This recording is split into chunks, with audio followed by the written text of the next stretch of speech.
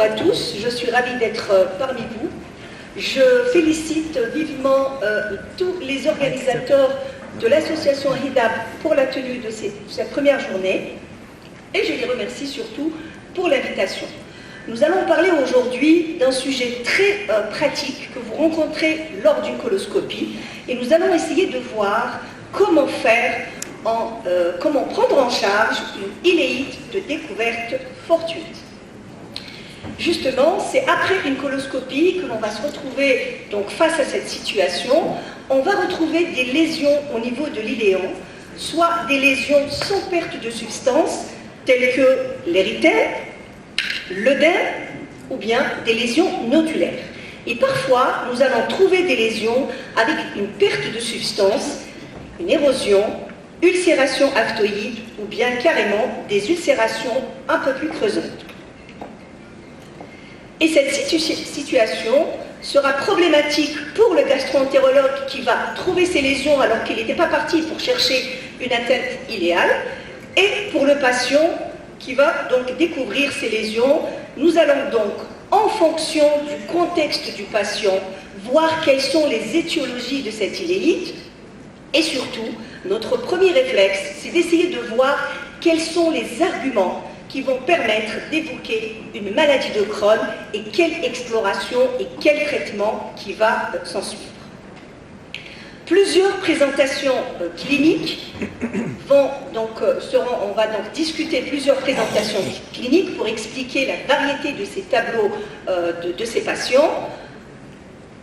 Et je vais donc vous présenter le premier cas clinique. C'est la découverte d'une iléite aiguë, mais cette fois-ci dans un contexte de toxi-infection alimentaire.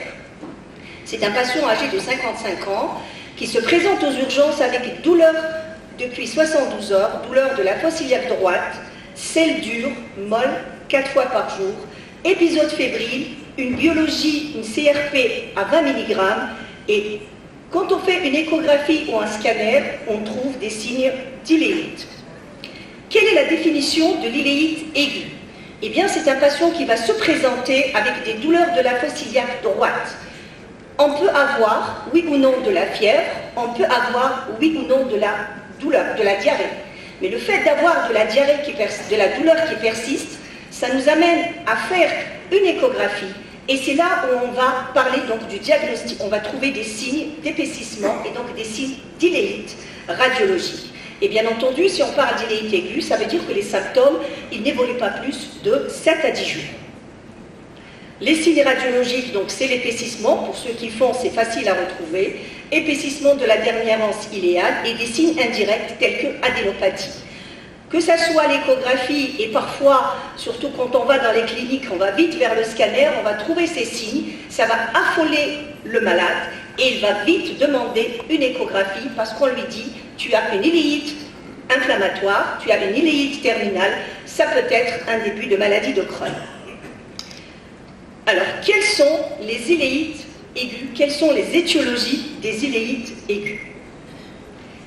Les étiologies sont infectieuses.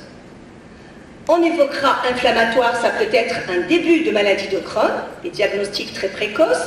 Ça peut être vasculaire, médicamenteux, ou bien une radiothérapie, ou bien une lésion gynécologique à proximité.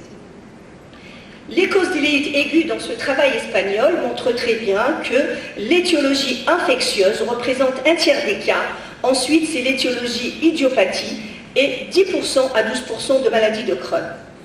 Parmi les étiologies infectieuses, il faut savoir que l'étiologie la plus importante et qui a été retrouvée, c'est Yersinia, ensuite Campylobacter jejuni et Salmonelle.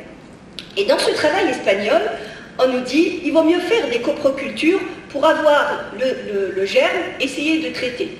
Et moi je pense qu'en Algérie, il est plus facile de faire un traitement d'épreuve par quinonol, et ce qui est recommandé aussi par les sociétés savantes, et voir l'évolution du patient. S'il s'améliore, c'est parfait. S'il ne s'améliore pas, c'est à ce moment-là qu'on va demander une coloscopie. Donc pour ce premier cas clinique, je pense que le message est clair. Devant sa situation aiguë, quand il y a une toxi-infection alimentaire, allez-y vers un traitement. Et les traitements quinonol, c'est le premier qui est actuellement recommandé. Quelles sont les causes principales d'iléite aiguë? Donc en gros, on va discuter les infectieuses dont on vient de parler. On peut aussi donc diagnostiquer une maladie de Crohn au stade précoce et aussi parler d'une tuberculose iliale dans sa localisation iliale, bien que très rarement on n'a pas ça en aigu, mais ça arrive, ça dépend du tableau clinique. Et la différence en endoscopie, on en parle déjà, que par exemple les ulcérations pour la maladie de Crohn, c'est plus des ulcérations longitudinales, c'est plus des ulcérations en rail, comme on a l'habitude de voir. Par contre, dans la tuberculose, c'est des ulcérations circonférentielles. Et au niveau de la paroi, il y a un épaississement qui est symétrique pour la maladie de Crohn et asymétrique dans la tuberculose, mais aussi un autre signe d'appel, c'est la taille des ganglions. Et la taille des ganglions, elle est plus importante dans la tuberculose et parfois le radiologue nous dit attention, c'est une adénopathie qui est nécrosée. Et là, ça nous interpelle pour aller plutôt vers le diagnostic de maladie de Crohn. Si on va vers les biopsies, vous savez très bien que le diagnostic, quand on trouve un granulome et un granulome tuberculoïde, on est plus orienté vers le diagnostic de tuberculose et non pas vers une maladie de Crohn. Donc tout cela doit être pris en compte dans l'analyse du tableau clinique, biologique, radiologique pour essayer donc d'être orienté vers tel ou tel diagnostic. Deuxième situation, elle est plus gênante cette situation parce que c'est un patient qui est complètement asymptomatique. Et on découvre fortuitement une iléite. Il y a un problème là au niveau de votre... ça passe pas. Pourquoi? S'il vous plaît.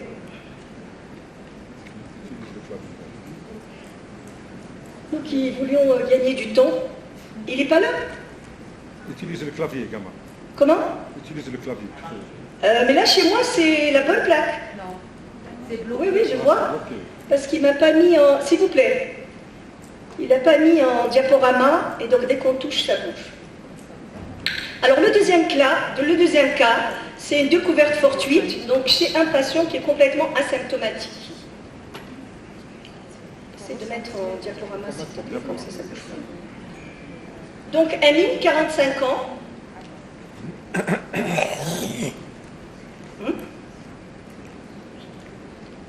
Mets en diaporama. D'accord. Parfait. Donc, Amine, 45 ans, il a une hypertension artérielle traitée, il a une appendicectomie, il est fumeur, il présente cliniquement aucune plainte digestive et pour le dépistage d'un cancer du côlon familial, il va faire une coloscopie.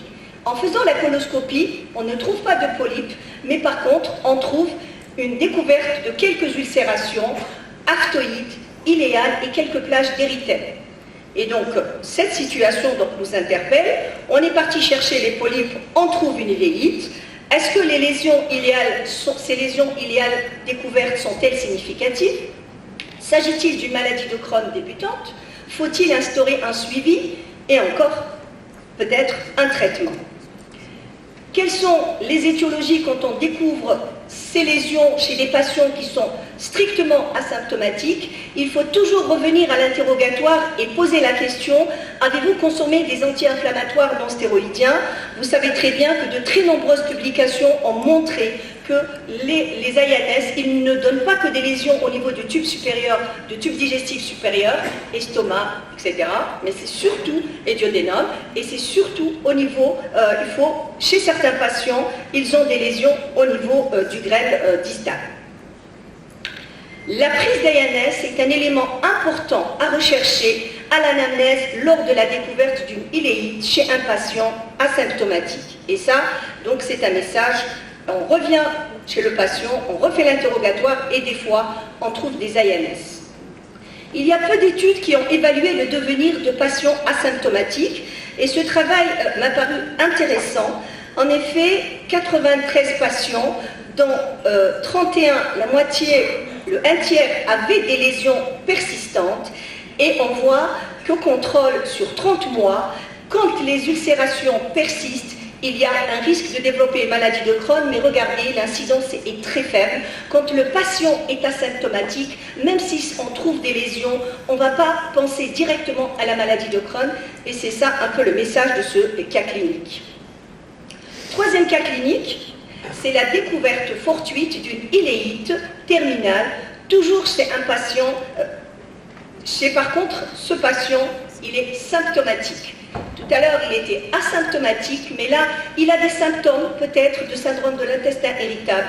On fait une endoscopie et on trouve des lésions, il a des crampes, des petites douleurs, des diarrhées intermittentes avec un transit normal.